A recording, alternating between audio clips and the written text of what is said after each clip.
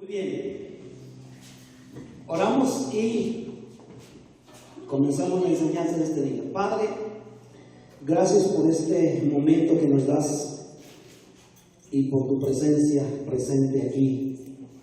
Espíritu Santo, gracias porque eres nuestro maestro, eres nuestro instructor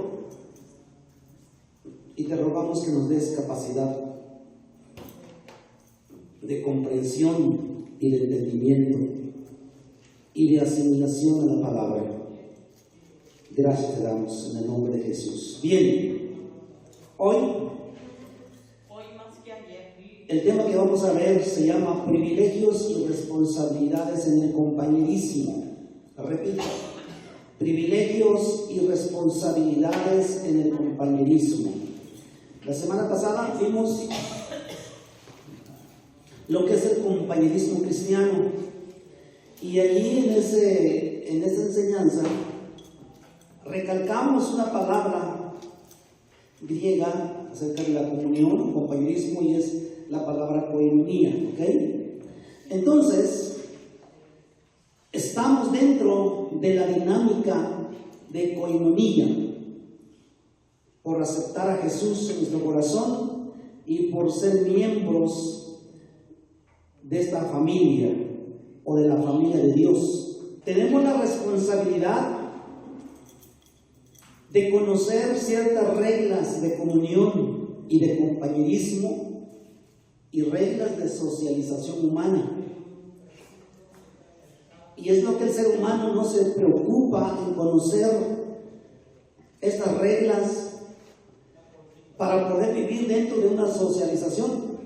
Todos nosotros vivimos dentro de una sociedad y de alguna manera socializamos con otras personas. Dios nos creó como seres sociales.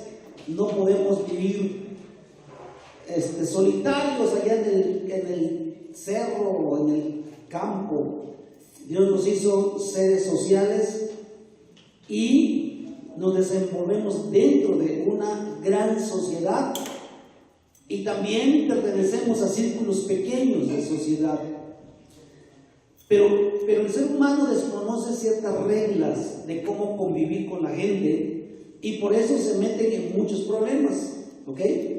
Nosotros como cristianos, como discípulos de Cristo, necesitamos recurrir a la palabra para encontrar y conocer e instruirnos en esas reglas. Bien, vamos a comenzar leyendo Hechos 2:42. Vayan buscando su Biblia. Hechos 2:42. Y perseveraban en la doctrina de los apóstoles, en la comunión unos con otros, en el partimiento del pan y en las oraciones. ¿Sí lo vieron? Ok. Bueno, pues aquí está la palabra comunión. En la comunión unos con otros. Ahí estamos viendo acerca de la socialización y la palabra koinonia. Y el domingo pasado pues lo desciframos y vimos la definición de eso. ¿Ok?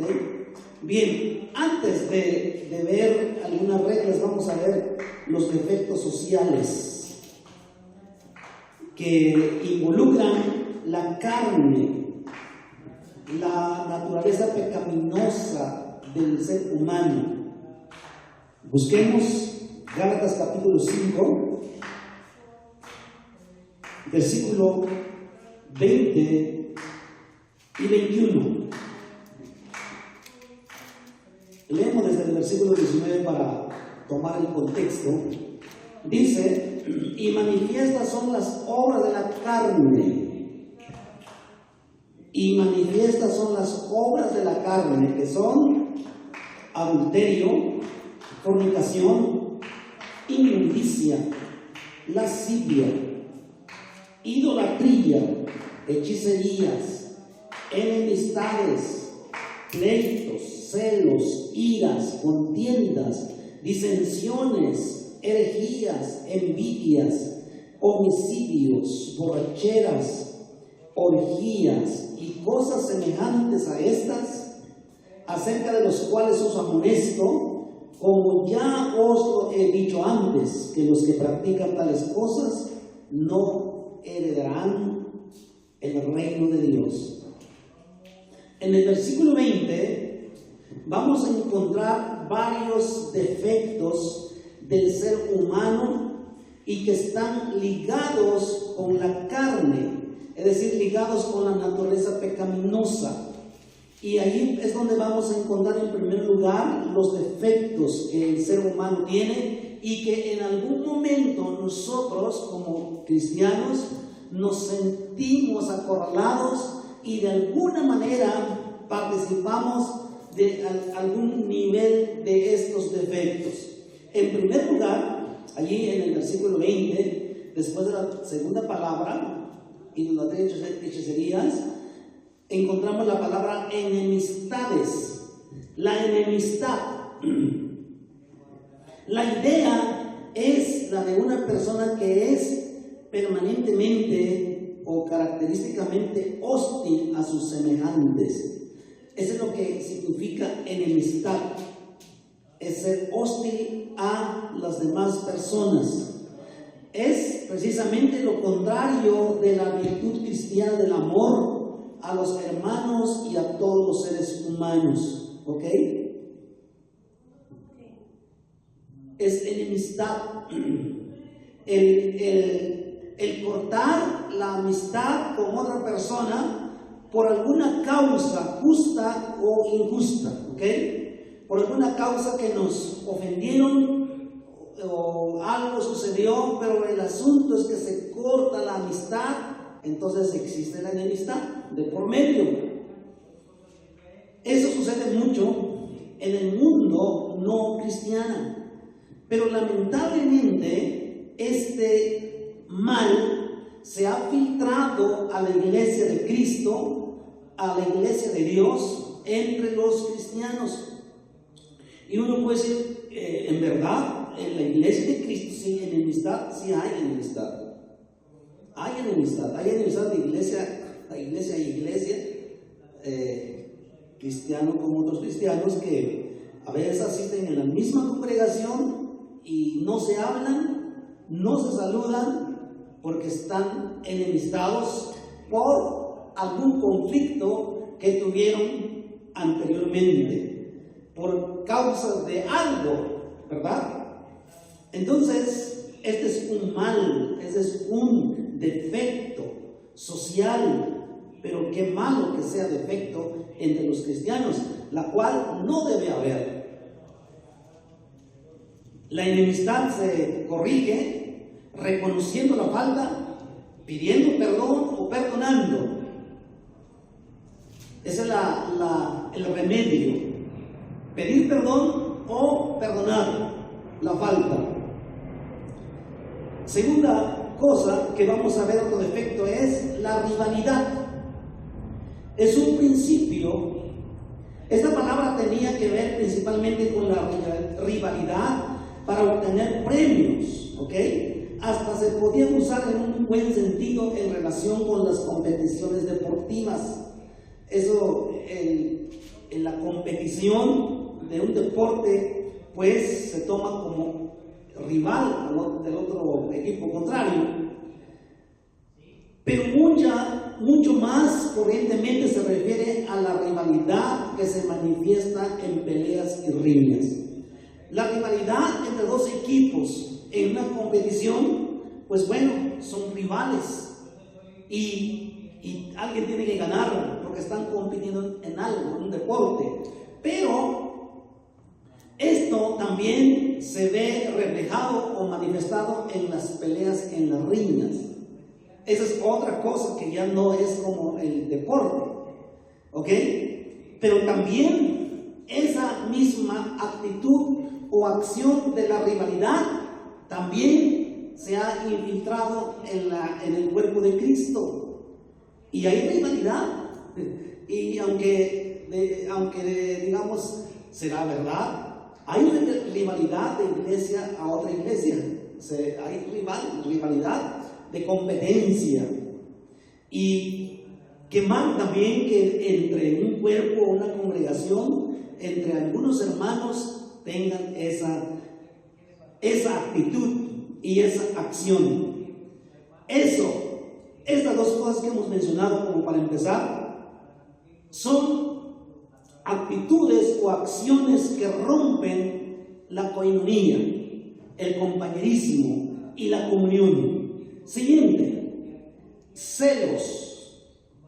Y allí mismo lo encontramos también en el versículo 20. Esta palabra celos, viene del griego, que también se pronuncia celos, más que se escribe con Z, celos, de la que deriva de la palabra española. Tenía en un principio un sentido positivo. Segundo, quería decir emulación o el deseo de alcanzar la nobleza que se admira, pero se fue degenerando, llegó a querer decir el deseo de tener lo que otro tiene. ¿Ok? Finalmente, esta palabra o esta actitud llegó a definirse o llegó al nivel de el deseo de tener lo que otro tiene. Un deseo malo de lo que no nos corresponde. Los celos, el decir, ¿y por qué lo tiene él y por qué no yo? Hay un celo que se puede ver como positivo, pero hay cosas pues que no son positivos.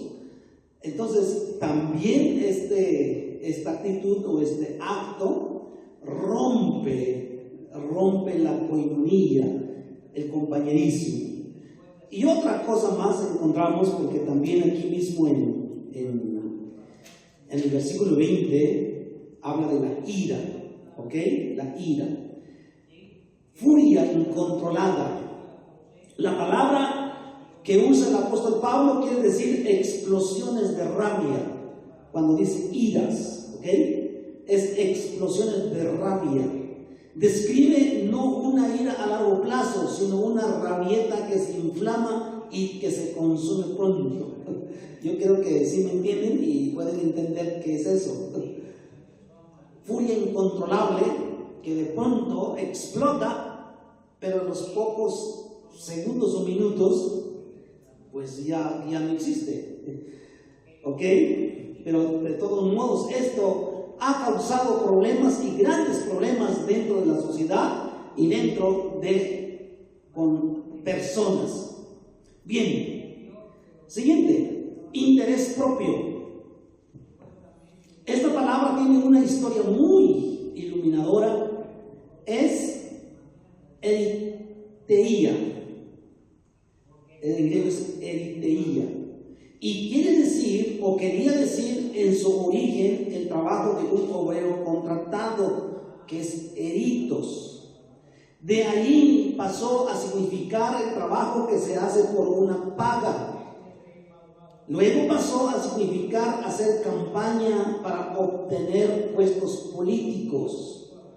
Y describe a la persona que quiere figurar no para prestar un servicio, sino para obtener un máximo provecho personal, interés propio. Entonces, finalmente, la palabra o esta actitud de interés propio es buscar obtener el máximo provecho personal, sin importar si lastimas a alguien o haces algo con otra persona. El hecho es que la persona quiere lograr lo que se ha decidido hacer. Y cuando una persona decide lograr algo, un interés propio, pero daña a segundas y terceras personas, significa que ya quebrantó las reglas del buen compañerismo. Entonces, el interés propio puede significar muy mal, ¿ok? Pero puede significar muy bien cuando tú buscas algo que alcanzar, pero sin dañar a ninguna persona, ¿ok? Pero al dañar a alguna persona, ya estás quebrantando reglas, y precisamente reglas de la palabra de Dios. Amén. En la congregación no debe existir la actitud de un interés propio, de ganar algo para mí sin importar qué pase. ¿De acuerdo? Tengamos mucho cuidado. Siguiente palabra es la disensión. Literalmente la palabra quiere decir mantenerse aparte. Después de una de sus grandes victorias, Nelson la atribuyó al hecho de que había tenido la felicidad de tener a sus órdenes a un grupo de hermanos. Disensión describe una sociedad en la que se produce la situación contraria, en la que los miembros se separan en lugar de acercarse cada vez más. Disensión es separación, ¿ok? Es separación. Y la separación viene por las enemistades, ¿ok? Una enemistad, como el siguiente eslabón, es la disensión, la separación. Entonces, las disensiones tampoco son buenas dentro de un pueblo de Dios, porque se supone que un pueblo de Dios realza y vive el amor de Dios, pero desafortunadamente vivimos en un mundo real, somos seres humanos, y todavía en gran cantidad de personas que van a la iglesia son dominados por su naturaleza carnal y humana, y llega el momento en que suceden estas cosas que son muy malas, ¿ok? Ahora, en una congregación, la población de gente, no todos tienen el mismo nivel de madurez, el mismo nivel espiritual. Algunos han alcanzado un nivel medio y su comportamiento pues es mucho mejor. Y los que han alcanzado una madurez alta, pues no hay problema, porque ellos están viviendo en el espíritu y pasan por alto ciertas cosas, o tienen mucho cuidado a no recurrir o practicar estos defectos. Pero la gente que tiene un nivel bajo espiritual y no tienen madurez son las personas que practican o recurren estos actos, ¿ok? Que son los que provocan problemas dentro de una congregación. Una persona no madura en una congregación y no tiene un nivel espiritual alto, va a ser problemático. Por eso es importante que cada cristiano se le dé la oportunidad y se le dé atención personalizada, y que se le enseñe y se le discipule lo más que se pueda para que pueda mejorar y controlar su propia vida, sus propios impulsos, y no causar problemas. A los cristianos que no están ocupados en algo, en las cosas de Dios, siempre van a causar problemas, disensiones, van a causar envidia, van a causar un montón de cosas. Por eso es importante ocuparse, tener una ocupación, ¿de acuerdo? Siguiente palabra, envidia. Esta palabra se pronuncia como tonos. Es una palabra rastrera. Un hombre llamado Eurípides la llamaba la peor de todas las enfermedades humanas. Su esencia es que no describe el espíritu que desea, noble o innoblemente, tener lo que otra persona posee, sino el espíritu que resiente el hecho de que el otro tenga esas cosas o cualidades. Nosotros sigamos explicando. Envidia es querer tener lo que otra persona posee, pero va más allá. Es decir, tener resentimiento hacia la otra persona que posee esa cosa que yo no tengo. ¿Me estoy explicando? Esa es envidia. Envidiar. De querer tener aquello que ella persona tiene y yo no lo tengo. ¿Sí? Y muchas veces expresa la gente, dice, te envidio. Y dice, te envidio pero de la buena. Yo no sé si hay una envidia buena o no, pero esa palabra dice, yo te envidio. No, pues mejor no envidies ni bueno ni malo. Y así es el ser humano por naturaleza. Por naturaleza el ser humano dice, ¿por qué tiene aquel y yo no lo tengo? ¿Sí? ¿Por qué él lo tiene y no lo tengo?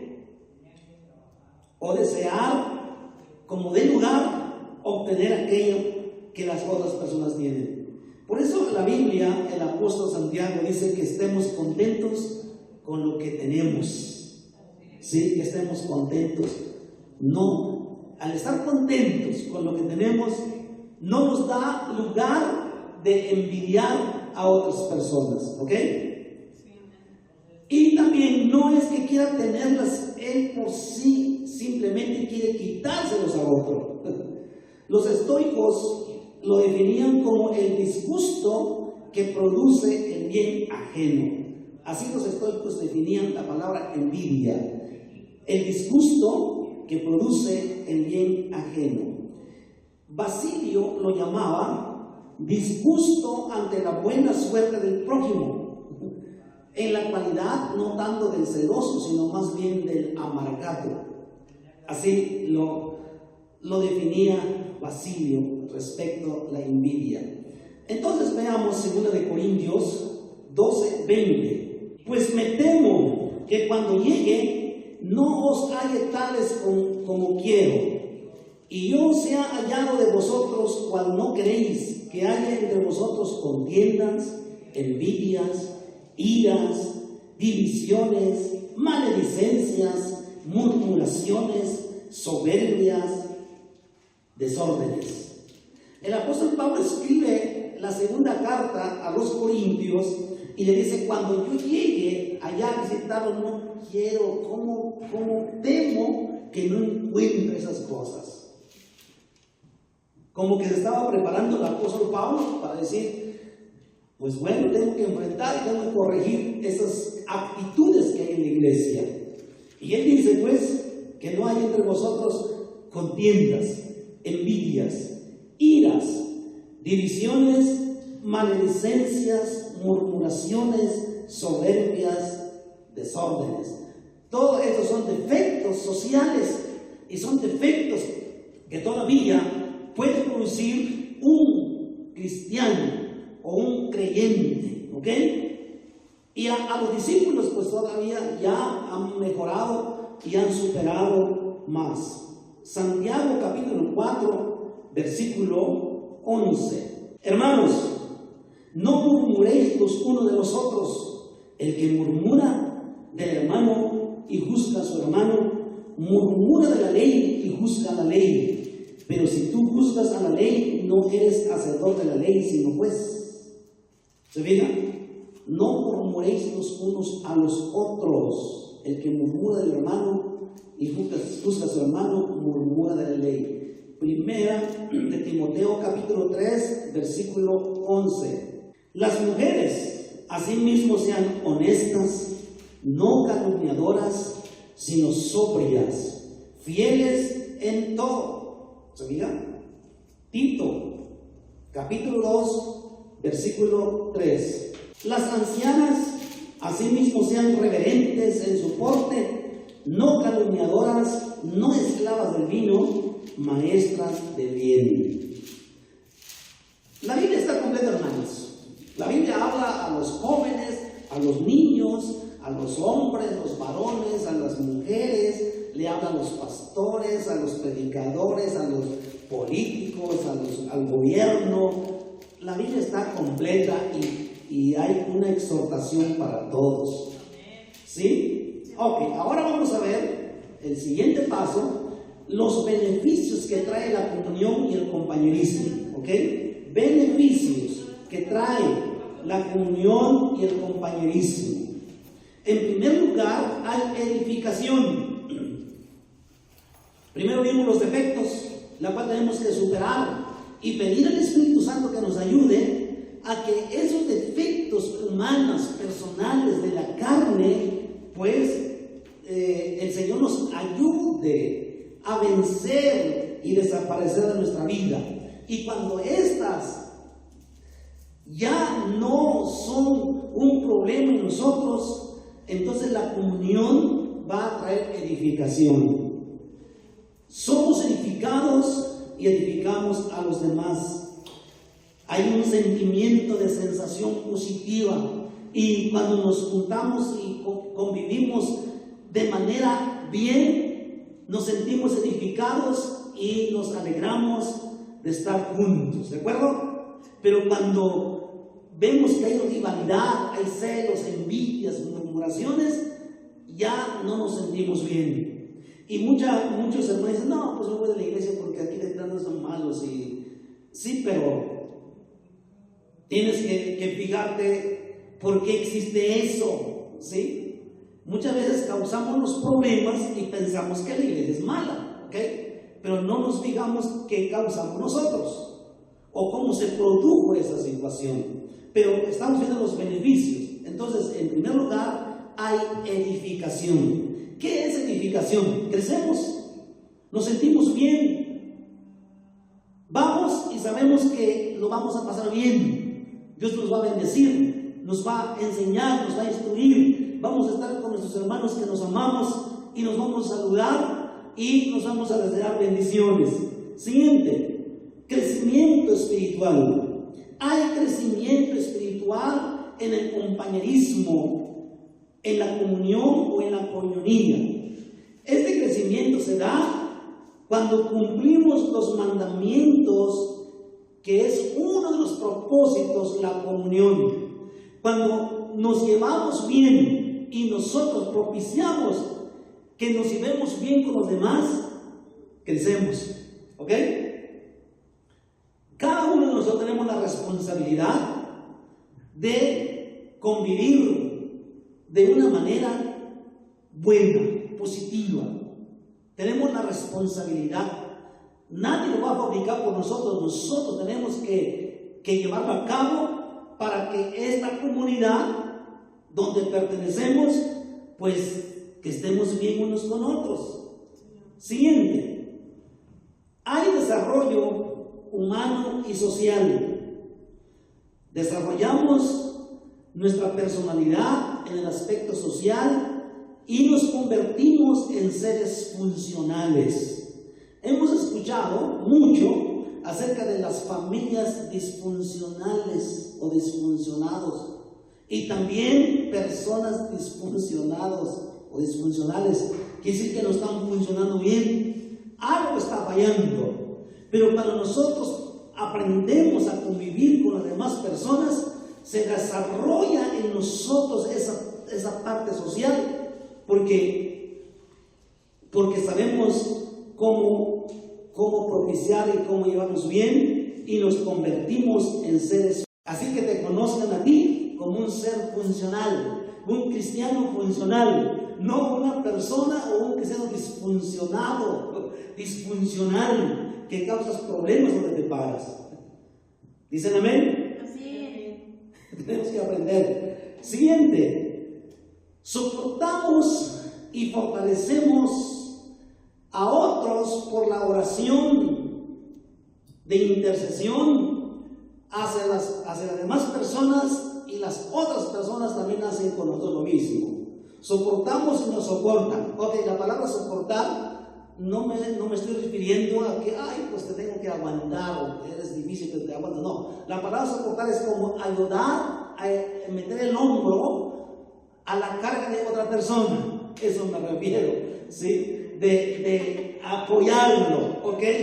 Y muchas veces nos apoyamos unos con otros orando, ¿ok?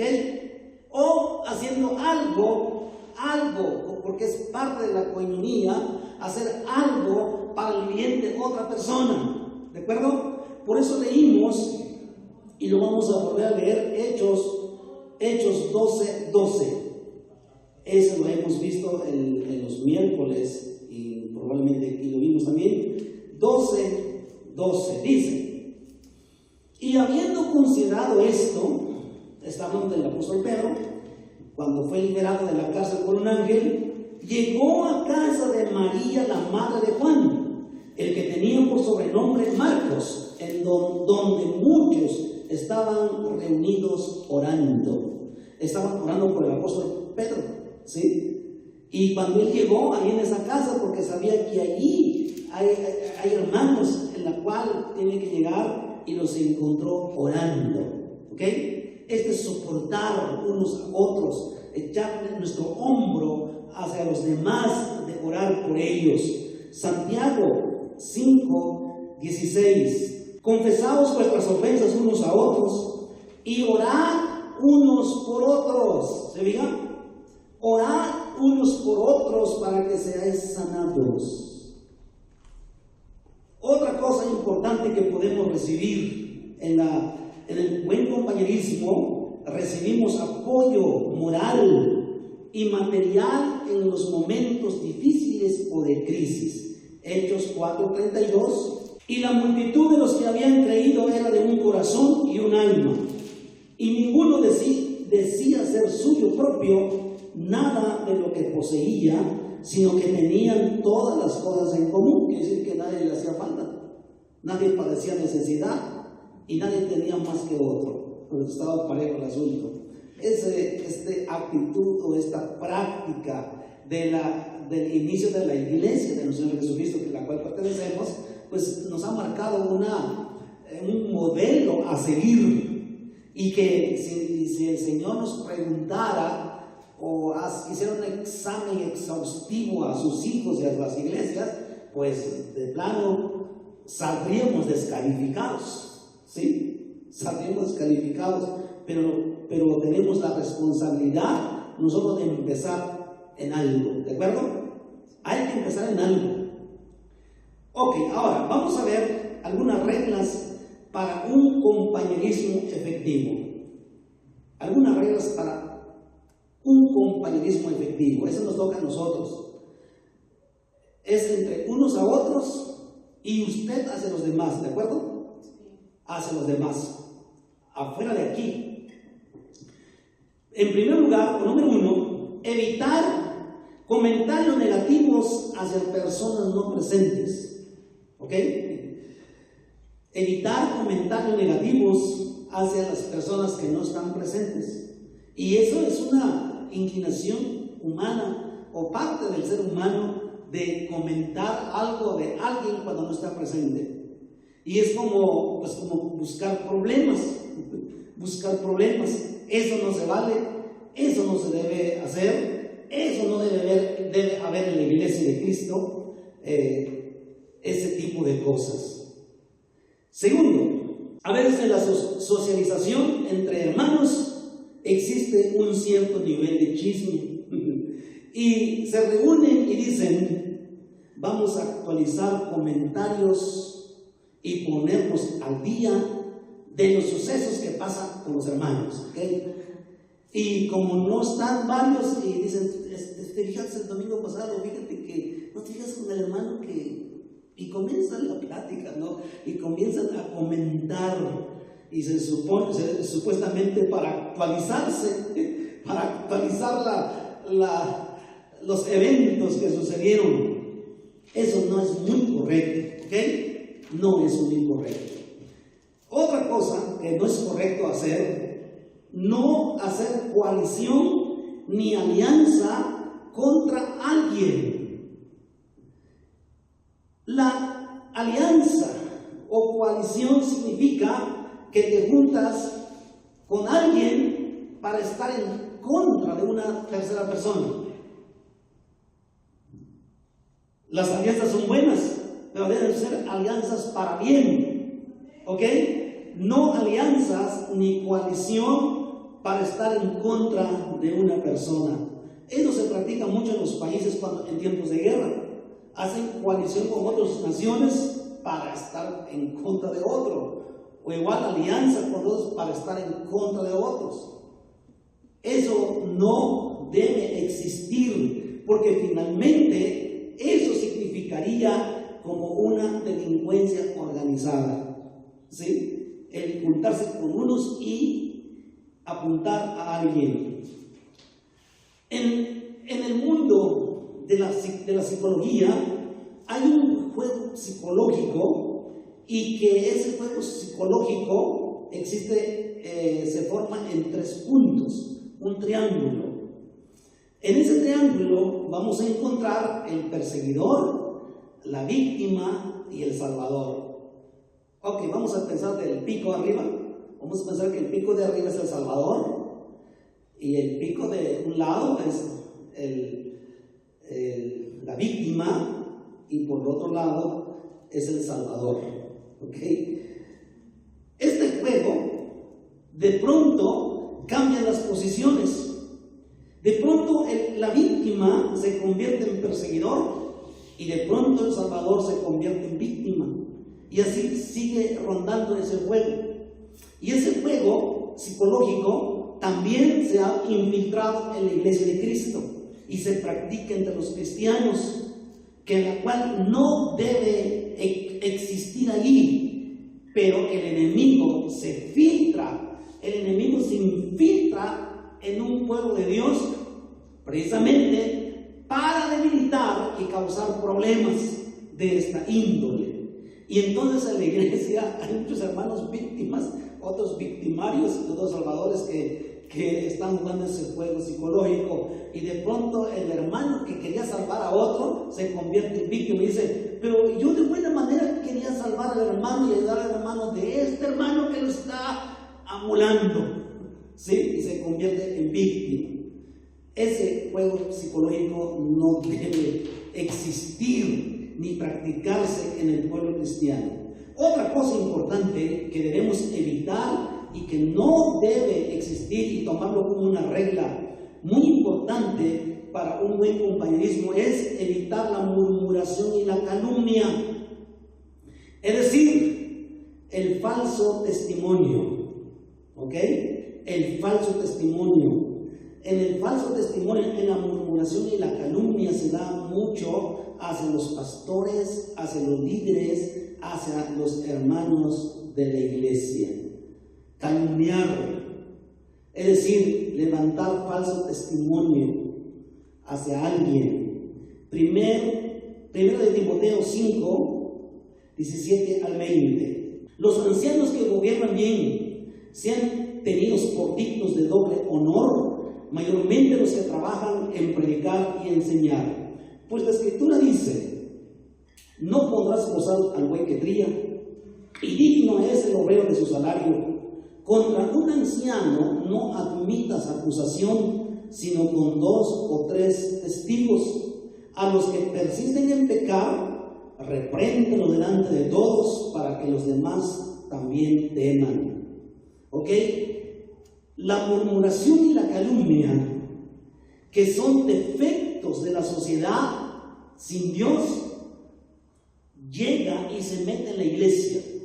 Es decir, cuando una persona sin Dios practica esos actos allá afuera, y el Señor llega a su vida, y si esa persona no se le da atención para mejorar y para superar esos problemas interiores, donde llega va a causar esos problemas. ¿Ok? No significa pues no hay que recibirlo, no, sino que hay que recibirlo, pero hay que ayudarlo. Y ahí es donde entra el trabajo pastoral, el trabajo de discipulación, el trabajo de la enseñanza, el trabajo de ayudar a las personas. ¿Ok? Ahora vamos a ver acerca de la calumnia. La calumnia es un falso testimonio, y esta es condenada vivamente por la ley. Es condenada por la ley el falso testimonio. Lo encontramos allí en Deuteronomio capítulo 19, versículo 16 al 18. Dice: cuando se levantare testigo falso contra alguno para testificar contra él, entonces los 2 litigantes se presentarán delante de Jehová y delante de los sacerdotes y de los jueces que hubiere en aquellos días, y los jueces inquirirán bien, y si aquel testigo resultare falso y hubiera acusado falsamente a su hermano, entonces haréis a él como él pensó hacer a su hermano, y quitarás el mal de en medio de ti. Es decir, la ley era cruel, es bastante rígido. Y aquí dice que al que se levante y levanta falsos contra alguien y no comprueba, pues le iba a caer el peso de la ley a esa persona. Y eso en la ley, pues en lo penal, pues eso también existe. En el Talmud hay una sentencia y dice que el calumniador destruye la reputación de sus víctimas y se verá obligado a expatriarse.